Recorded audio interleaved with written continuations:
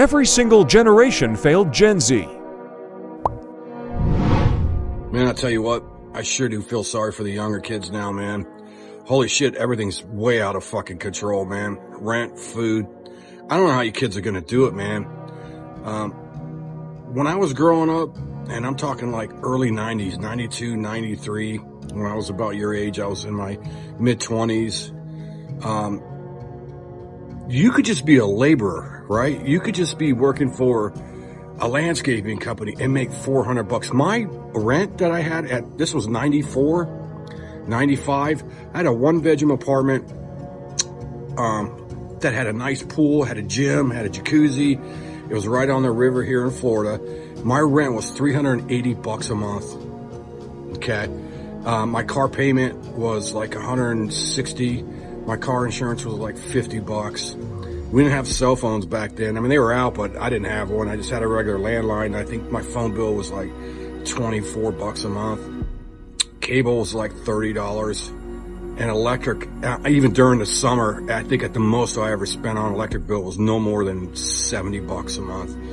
Altogether, my total bills, and this doesn't include my food, my entertainment, clothing, or anything like that. I'm just talking about basic bills, was $800 a month. So in 2 weeks of work, a regular laborer could afford that. That gives that person and $800 to spend on what they call disposable income. That's where you can buy your food, gas, entertainment. Shit, you could, back then, you could go out and see a band, shoot pool, buy beers. You'd spend no more than $30, $35, if that.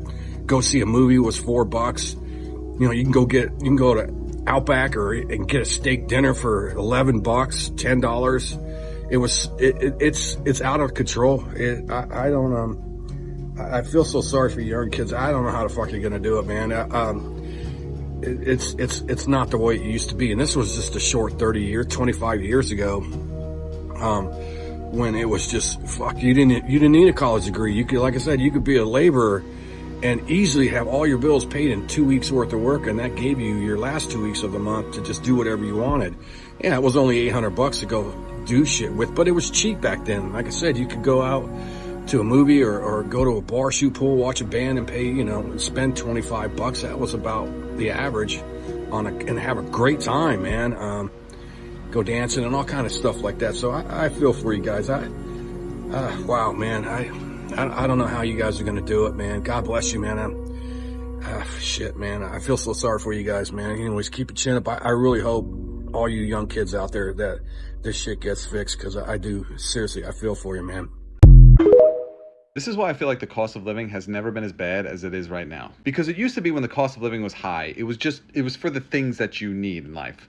Food, gas, shelter, etc. All those things cost a lot of money. Right now, all of those things still cost a lot of money. And also, I feel like it's just expensive to just be alive.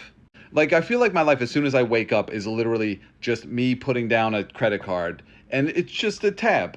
And life is a bartender. And it's just like, what are you going to have? And I'm just like, I'm okay. I don't really need anything today. And it's just like, oh, really? Well, if you're going to be here, you're going to need to spend money. And I'm just like, what do you mean here? I'm just in the world. And it's just like, yeah, you have to buy something now. It's even getting to the point where, like, I feel like even my thoughts are getting expensive, Like I could just have the thought of like, my nose is a little stuffy. And then all of a sudden, I open up my phone 10 minutes later and have 12 ads for like, oh, you have a pollen allergy and you got to buy these anti-pollen allergy pills or you're going to suffocate in your sleep. Sleep is the only place I still feel kind of safe. But even there, it's like I could have sleep problems for one night and then I wake up feeling kind of groggy and all of a sudden I'm getting targeted ads for melatonin gummies. It's like all of our necessities are still expensive, and then also just every increment of our life costs something. We got to cut the millennials and Gen Z some slack, because this isn't ordinary. They are moving the goalposts so quickly on the middle class because of the housing. Even that slide you just brought up, someone making $77,000 cannot qualify for a $400,000 home. That's the first time that's ever happened in the past 50 years. So they're being forced to rent. It's eating up 50% of their income. 50+% say we're in a recession. 58% say the economy is getting worse. It's not. By all objective measures, it's getting better. People keep feeling worse. Why is that? I think it depends on on the age, because I think we're kind of living in two separate economies, if you will. Because if you're somebody who's over 60 years old, if you have a $400,000 home and you have just property taxes and homeowners insurance for $600 a month, that is significantly better than a millennial or Gen Z or spending $2,500 for rent or $3,600 for a mortgage. So I think people under 40 are really feeling the stress about the economy, saying it's not good because housing's up, college is up, daycare is through the roof. But I think people over 60 who sit back and go, my 401k is looking good, my house went up 40%, the economy's doing well, groceries are high, but we can deal. So I think it just depends on the age, because the millennials and Gen Zs are the ones really struggling. So I've been living in China for almost 6 years now, and what still astonishes me to this day is how much food I can get in the grocery store for just $10. Chinese grocery stores were one of the biggest culture shocks for me when I first moved here. Your experience is very different than in the US. It's usually overflowing with merchandise and people, with sales being broadcasted by megaphones in multiple areas of each department at one time. The smell is different, and it can be a bit overwhelming at first. Eventually, it becomes a part of your normal experience, catch a whole like fish sitting in out that and then motherfucker. watching an employee butcher your fish, or seeing live frogs in a bag. So I was able to get all of this for 80 yuan, which is $11. If you want to see more about Chinese grocery stores, most people I know in my age bracket is either working multiple jobs to make ends meet, or they work like one job and have like multiple roommates. The economy is still bad. I know we're talking about Trump. He's going to fix it. I mean, we hope so. But in the meantime, it's still way worse than what, our parents and stuff describe it as, in the 90s or 2000s. Prices up. And, at this point, either you got a career or you're going to be out here kind of, struggling. A daily reminder that these are the people that actually decide basically everything on behalf of the entire country, where our money gets spent, how much we pay in taxes, whether or not TikTok gets banned, what's considered freedom, what's not. These people probably don't even know how to attach a PDF file to an email. These people probably don't even know how to connect their phone to the Wi-Fi. These people haven't worked a real fucking job in probably 30 years. And also keep in mind that once you get voted into one of these political positions, you get paid at minimum like $200,000 for the rest of your life. So they can just sit in Congress, do absolutely nothing, and just age gracefully, in quotation marks. The worst part about elderly people being in political power is that they're not even going to have to live through the decisions that they are making on behalf of everyone else. They'll be gone by the time actual real consequences come from their actions that they're deciding on right now. It just makes me sick. And if you look down there, I don't see a single person that looks like they are even at the age of 40. Every single one of these people is 60 plus, and there's a reason for that.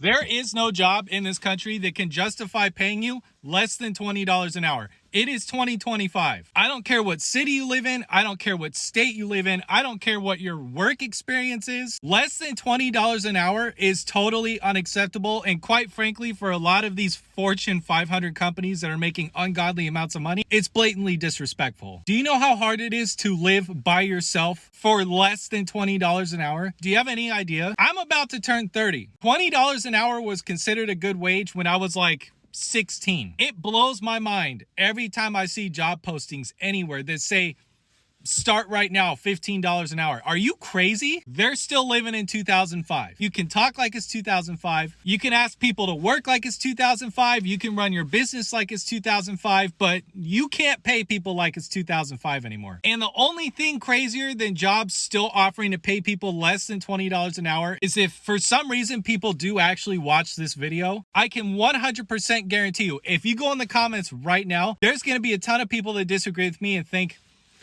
offering to pay people a livable wage in 2025 is just totally out of this world. It's not realistic and it can't happen. And that's the only thing crazier. They like to make their kids feel guilty. They like to go, you could never afford it. They like to tell you how cheap the house was when they bought it. And then this is every Thanksgiving or Christmas, somebody will go, pick this up for 200 grand. Now it's worth 1.8. Yeah. And then it's their millennial kids are sitting there saddled with student loan debt. And the boomers are, it's their last fuck you before they leave the planet. Yeah. They're a spiteful generation of monsters. I respect it. But their last fuck you before they leave the planet is instead of selling their houses for, I don't know, a $900,000 profit, they just won't put them on the market. Some boomers, which is hilarious, that we read the articles on my show, they're actually retiring to bigger houses. They're sizing up. It's sick. It's like insane. And so that becomes an issue too of like, You know, it used to be like you would have a house, the kids would move, you'd stay in it probably for another 10 or 20 years, and then you'd get a condo. And you'd go, I'm out. The fuck do I want to mow lawn for? Yeah.